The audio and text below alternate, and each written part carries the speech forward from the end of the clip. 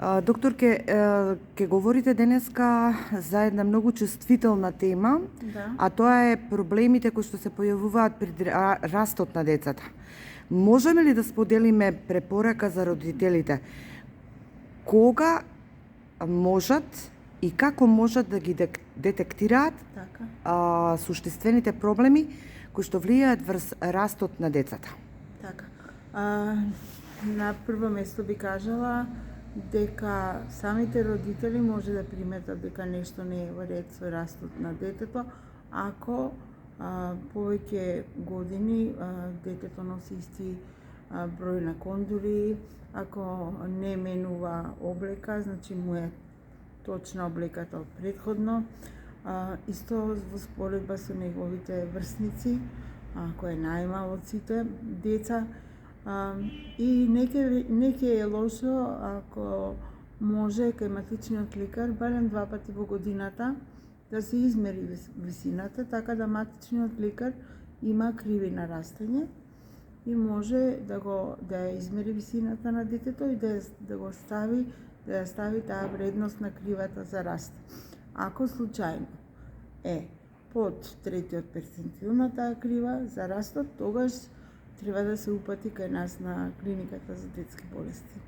Ендокринологија, одел за ендокринологија. Со оглед што долго време работите на оваа проблематика, да ја речеме, кои се тие најзабележителни симптоми кои што се појавуваат кај децата и што можеме да ги кажеме како симптоми кои што едноставно детектираат, освен овие кои што веќе ги кажавте? Имате ли некои конкретни случаи кои што можете да ни, во моментов се сеќавате, преку кои исто така препознавате дека има проблем во растот на децата? Ние имаме препораки, тоа се меѓународни препораки, например кај девојчињата, секој ниско девојче мора да се иследи, затоа што може да се крие некоја друга работа позади тоа. И исто така препорачуваме тие деца кои што се родени мали за гестацијска возраст, 10% од нив не постигнуваат висина која што е потребна, така да и тие треба да се следат. Потоа, тука имаме и фамилиарен раст исто, значи ако фамилијата повеќе членови се ниски, нема да очекуваме детето да биде повисоко од самите родители. Исто така имаме конституционално задоцнување на растот и пубертетот почесто кај машки отколку кај женски, и тука родителите понекогаш ги фаќа паника затоа што нивното дете е најниско, например, но секогаш прашуваме како растел неговиот татко.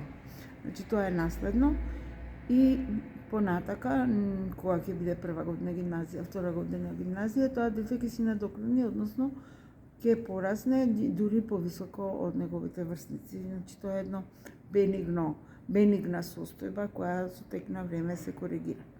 И да бидеме позитивни, да дадеме една позитивна димензија на сето ова, дека сепак ако се открие навреме, има место за корекција. Така е, но морам да предупредам дека секое задоцнување во растот може да биде знак за сериозна состојба. Многу сега да не плашиме родители, но секое заостанување во растот мора да се иследи комплетно, за да бидат и родителите релаксирани и мирни дека се е во ред со нивното дете. Ви благодарам. Ви благодарам и на вас.